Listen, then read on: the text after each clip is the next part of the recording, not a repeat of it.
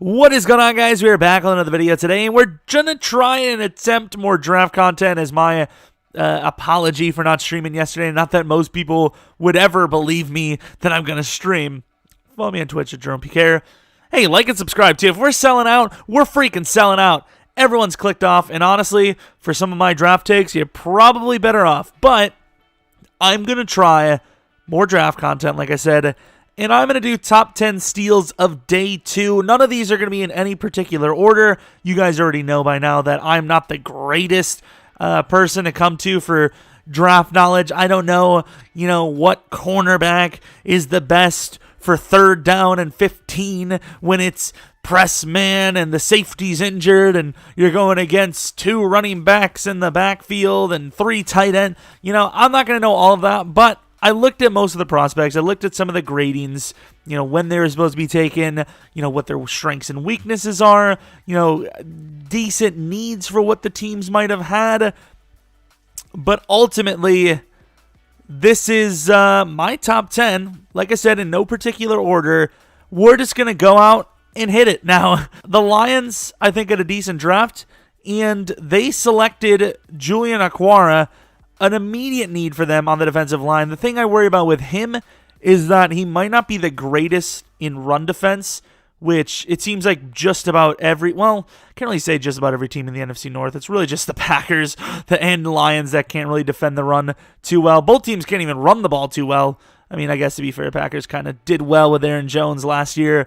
And yeah, we drafted A.J. Dillon. He's going to be on this list 100%. Don't you worry about it. He obviously is a steal. Okay, enough of that. But Julian Okwara, obviously, Trey Flowers didn't really have the season that the Lions were expecting from him, especially how much they paid him. And even if he was, they still needed a pass rusher desperately, and that's what they got for Okwara, a guy that could have definitely been there. Mid-ish round, could have been gone by then. They ended up with him in the early 3rd. I really like what the Lions have been doing in the draft. I think maybe running back was a little too premature with Swift, but of course, I wouldn't say Swift was a steal early 2nd, but he was definitely a good value pick for sure. And I think, once again, they should have traded down at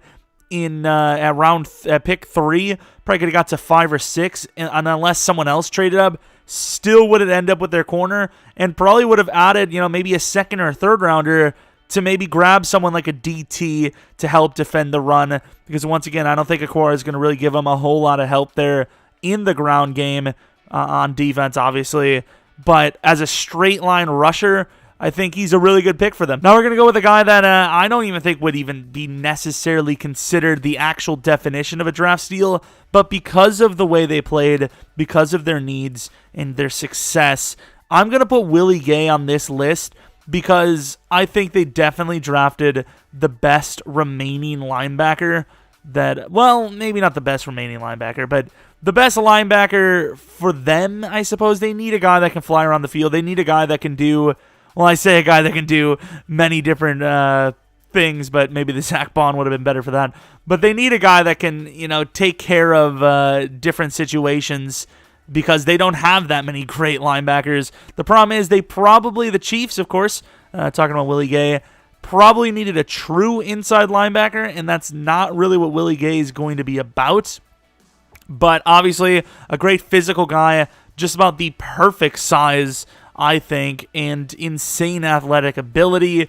Problem is with him, he relies more on the ability, his athletic ability than his technique. Of course, stepping into the Chiefs situation coming off of a Super Bowl, they're going to have some decent coaches to help him fit with that. And I think he's joining a great situation where he doesn't have to, he probably will go in and compete for a starting job right away, but he doesn't have to be that crazy game-changing difference maker. We already seen that. They have a great team in general, but Willie Gay, I think, probably going to be a Super Bowl champion very soon, and he's going to be a decent part of it.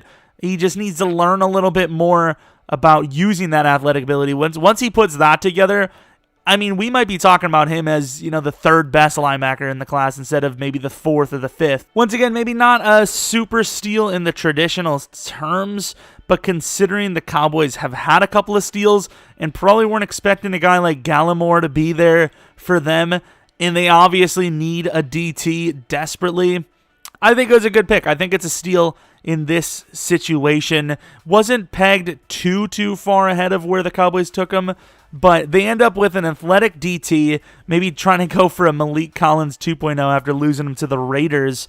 But the strength is the biggest issue, and he does get handled by the stronger guys often, but he does have the great DeMarcus Lawrence as an edge rusher with him, in a very good, solid defense around him, especially with the linebackers, to help him get that pressure off of him.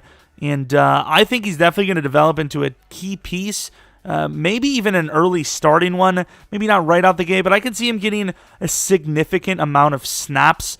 And once again, he tries really hard, has a high motor, always looking to try and get some sort of action, but that strength might become a problem. Good thing for him, though, like we said, he's very athletic, so kind of liking, what the Cowboys like to do with him, or with players like him, so it's almost the perfect fit for the Cowboys. Maybe they'll get a little bit better of a return than they did with Malik Collins. And we already mentioned him, but probably the clearest cut steal, Mr. Zack Bond, the definite, if you were mad at some of my selections of, not really a steal, dude, it's like 10 picks earlier, but, late, I guess.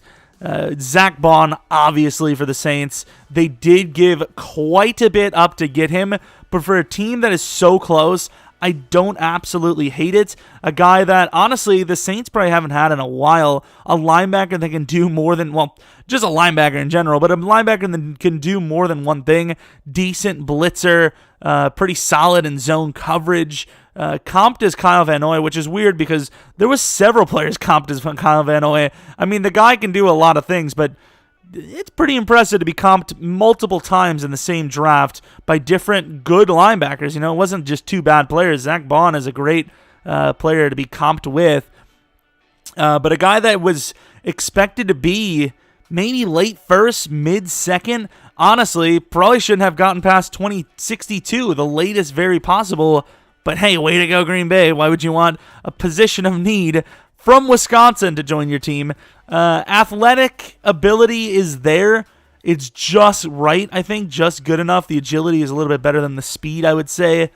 But a little small for the edge, which I don't think the Saints really care too much. Maybe he'll play there a few snaps, but they don't really care for him too much. Definitely a bit more of a coverage player for them, I would say.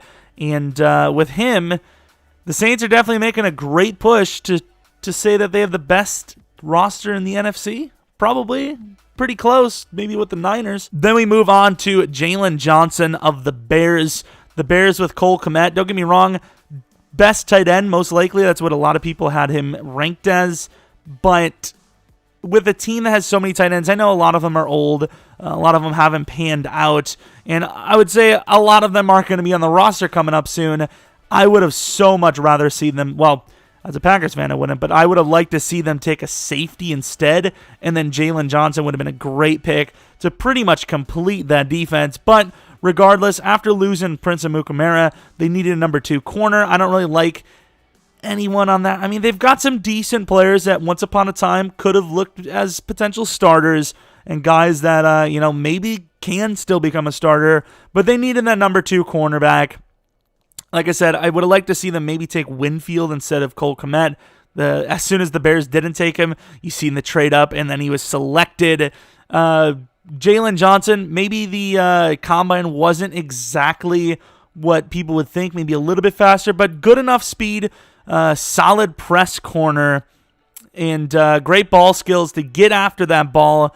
And that's exactly what the Bears obviously like to do. Super physical and, fitting that mold of the Bears defense, just trying to bully every offense they play and honestly scare everyone. So Bears defense definitely got a lot better with that pick.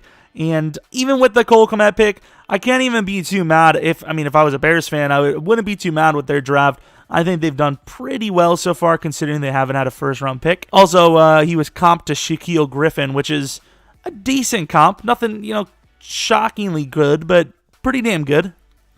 This one, maybe not as big of a steal per se, but it definitely fits the mold of a steal, and I believe he is our highest pick on the list. Xavier McKinney to the Giants, who obviously need a safety. Of course, Peppers, he actually did play pretty well for them, but McKinney's just a straight-up safety. A lot of teams, or a lot of analysts, viewed him as the best safety because of Delpit's injuries. I still think Delpit probably was the best safety, but can't be mad with a day 2 Xavier McKinney pick from the Giants, a guy that would probably, if you look at the draft, you do a couple of mocks, you probably don't see him going past maybe 20 to 25 at most, but they ended up with him early second, and I'm just surprised. The reason why this main one is on here is because I'm just surprised the Giants actually took one of the named players. Usually they like to go off the rails a little bit. The Giants are making teams like the Eagles and Packers look absolutely bad. I know they have a higher pick than both teams, but I know Andrew Thomas is a little bit of a reach per se, but they went for named talent this time, and Xavier McKinney is definitely a steal for them, as he's going to be a day 1 starter. Will that make them a good team? Probably not, but I mean, that's a good pick. Maybe for a team that is a little more ready to win now, it would have made a little more sense in the terms of a proper steal. But as far as, where he should have went, how good he is, it's a steal for sure. Then we have a few more. We actually have a lot more than I thought. I was like, how am I even going to get this video to 10 minutes? How am I going to get this video down to 10 minutes? Denzel Mims, of course, a deep wide receiver class. You can't really even say that. I mean, you can say he's a steal because he's a steal, but you can't say he should have went late second, first, early second. But he definitely could have. I would have expected him in the 10s. Honestly, at 62, I was expecting maybe the Packers. Well, 62, 30 for the Packers to actually take him. But I think the thing that did kind of push us away is that he is 6'3", which isn't bad. But if you look at a team like the Packers roster, that is all we have is tall guys. But literally just about the perfect replacement for Robbie Anderson. I'm surprised he wasn't comped as a Robbie Anderson. A little lacking in the route running, decently fast guy, a bit better of a jump baller, I would say. The release and route running, that's where he really needs to improve. But Denzel Mims, that late for the Jets, an absolute steal. I think me and some other Packers fans were saying, as soon as the Jets came up, it was going to be Denzel Mims all day. And finally, a little bit of talent for that offense. Darnold finally gets a weapon, a decent weapon. Not going to upgrade that offense too much, as when you lose one and then you gain one, you're kind of back at square one. But Denzel Mims is definitely the definition of a steal, and the Jets made a good pick. And now Christian Fulton, one of that pretty mainstream. Well, I guess to be fair, a lot of these guys are mainstream, but mainstream steal, I suppose. Christian Fulton for the Titans, decent pick. I don't know if I would peg that as the number 1 need. Of course, they got some aging pieces. Well, I say aging pieces, I'm really just thinking of Logan Ryan, who I believe they lost, right? So definitely the main reason why they would want a guy like Fulton. Honestly, another guy, I know this was supposed to be a Packers video, but another guy that the Packers probably had pretty damn high on their list. But I'm surprised a guy like Fulton, I think most teams didn't go early in the second round. We saw a lot of DBs go off. I know they were pretty much all safeties, but if you're addressing safety, there's a decent chance you probably just have secondary needs in general. But he's a pretty decently fast, big-ish type corner with good press man skills. Joining a team that probably doesn't need him to be in a great deep ball situation, which he's not super great in because they have pretty damn solid safety play. Comp to Quincy Wilson, which I feel is a little bit harsh on him. Not that it's a bad comp, but a little harsh on him.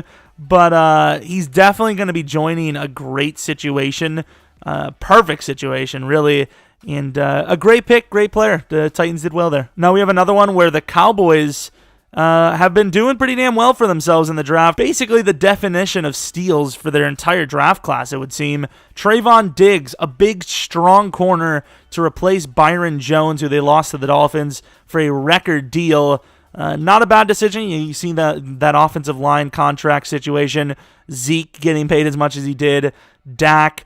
The team is expensive. The team is quite expensive. They had to get rid of Byron Jones, and they had to replace him. Well, Maybe didn't have to, but they did replace him, so don't you worry about it.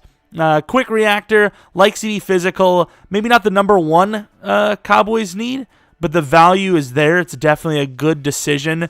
Maybe could have went for DT instead there, but Gallimore was a great pick. So the Cowboys on the list twice. Of course, Byron Jones, a little bit more athletic than Trayvon Diggs, but as far as probably number 2, right? I would say Awuzie is number 1 now, right? But I mean, tall guy, kind of fits that Byron Jones role a bit. A really good pick, really good replacement, and I believe we have one final player on our list. And I think this one's probably actually the number 1 steal by definition and just pure talent.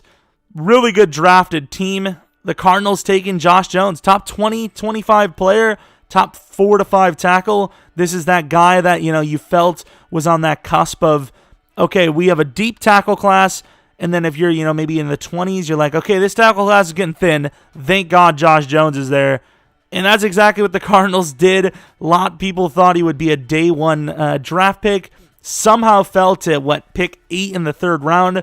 The Cardinals obviously traded their 2nd round pick for DeAndre Hopkins, and they made up for it by basically taking 2 first-round players with only a 1st and a 3rd round pick. And, of course, they already had a pretty damn decent steal in Isaiah Simmons, who I thought most people would say wouldn't have made it past 5, maybe not 7. I know the Panthers did have a pretty good indication that they were going to take DT, but the Cardinals on a decent bit of a steal streak as well, and a really good starter.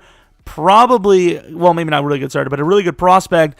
Probably a day 1 starter. Potentially, I can't really remember what the Cardinals did in the offseason for line, but that offensive line is strugglesome. So I know they re-signed their left tackle, I believe, but I think, I'm looking just directly into the sky trying to think, I think there's a good chance he could be a day 1 starter for them, and I don't know how he slipped to the 3rd round, but I mean, because a lot of the good linemen are already gone anyway, so I'm surprised somebody didn't trade up into that 2 or 3 spot, especially with most early teams.